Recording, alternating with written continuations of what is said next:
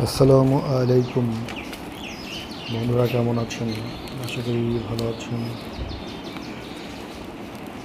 অনেক দিন পর বাড়িতে আসলাম। বাড়িতে আসার পর দেখি বাড়ির সামনে জমিতে আমার বড় ভাই ভাবি মিলে লাউ, ধুন্দুল এগুলো চাষাবাদ শুরু করেছে। তো এখানে লাউ, বেশ কয়েকটা লাউ ধরেছে,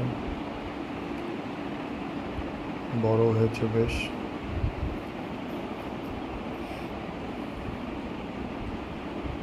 এর মধ্যে আমি একটা সুন্দর লাউ দেখলাম, লাউটা কেটে নিলাম,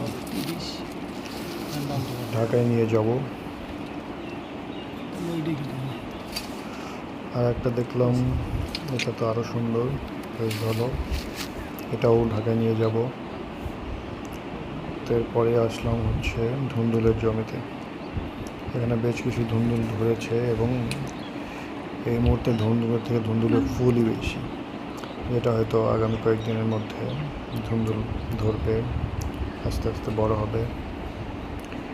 এখন যেগুলো আছে এগুলোই কেটে নিলাম আর কি। তো এখানে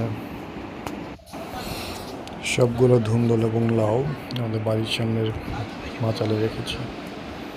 তো এখানে দেখলাম আর একটা ইউনিক পেঁপে, গোলাকৃতি, বেশ সুন্দর দেখতে। আর এগুলো হচ্ছে দেশি সর্বি কলা, খেতে অনেক সুস্বাদু হয়। কিন্তু এটা আসলে আমি যাওয়ার আগেই উঠেছিল, কেটেছিল আর কি, তাই ভিডিওটা করতে পারিনি।